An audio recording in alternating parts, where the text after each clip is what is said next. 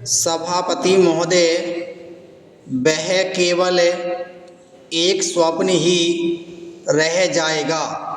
ऐसी स्थिति में मैं अनुभव करता हूँ कि आपातकाल की घोषणा की जाए और इस देश के जो बुद्धिमान लोग हैं उनको लेकर एक सर्वदलीय सरकार स्थापित की जाए।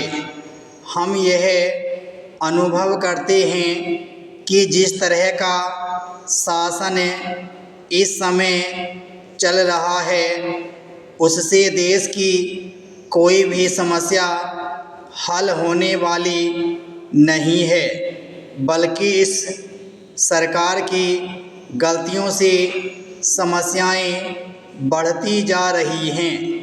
राष्ट्र की आंतरिक सुरक्षा के विषय में जो बिल मंत्री महोदय ने प्रस्तुत किया है उस पर अब तक जितने भी भाषण हुए हैं उनको मैंने बड़े ध्यान से सुना है।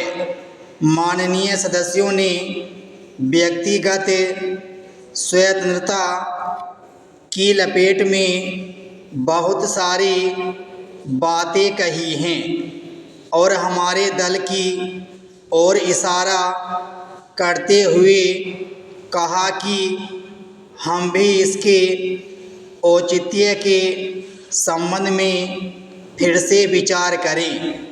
मैं जहां तक समझ पाया हूं, हमारे गृह मंत्री जी को इस बिल को प्रस्तुत करने में कोई सुख नहीं हुआ, बल्कि वर्तमान परिस्थितियों को दृष्टि में रखते हुए उनको दुख हो रहा है। आज जब हम नागरिक सुरक्षा, व्यक्तिगत सुरक्षा और स्वतंत्रता की बात करते हैं तो सबसे पहले उसमें व्यक्तिगत सुरक्षा की बात आती है। प्रत्येक नागरिक इस राष्ट्र की अपनी सत्ता में रहकर सुरक्षित रहना चाहता है।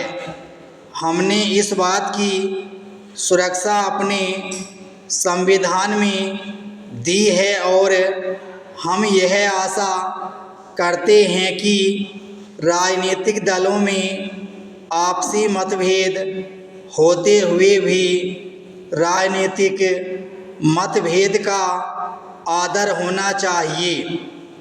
मतभेद होते हुए भी शांति और सुरक्षा बनी रहनी चाहिए। पैराचेन। माननीय सदस्य पूछते हैं कि ऐसी कौन सी असाधारण परिस्थिति आ गई थी जिसके कारण आपको नज़रबंदी बिल लाना पड़ा। मैं आपसे कहना चाहता हूं कि क्या ही अच्छा होता यदि नेहरू जी की उस बात को जो उन्होंने लोकतंत्र के संबंध में बहुत वर्ष पहले कही थी आज भी स्मरण रखते।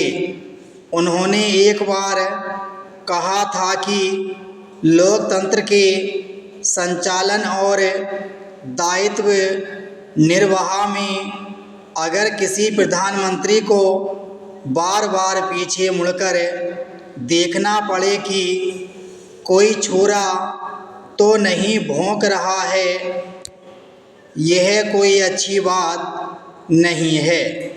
यदि ऐसी परिस्थिति देश में पैदा हो जाए, सांप्रदायिक दृष्टि से देश के विभिन्न स्थानों पर सांप्रदायिक दंगे हो रहे हों, उनका सामना करते हुए यदि हम जनता को सुरक्षा दे सकें तो फिर किसी बिल की आवश्यकता नहीं है। योजना पर वाद विवाद सच्चे अर्थ में एक राष्ट्रीय विचार विमर्श का अवसर है और मुझे प्रसन्नता है कि सदस्यों ने इसे गंभीरतापूर्वक लिया है। हालांकि इसकी आलोचना भी बहुत हुई है। ऐसी आलोचना सुनने के हम अभ्यस्त हो चुके हैं। पहले इसका लक्ष्य योजना पर विचार ही हुआ करता था। विराम स्टॉप।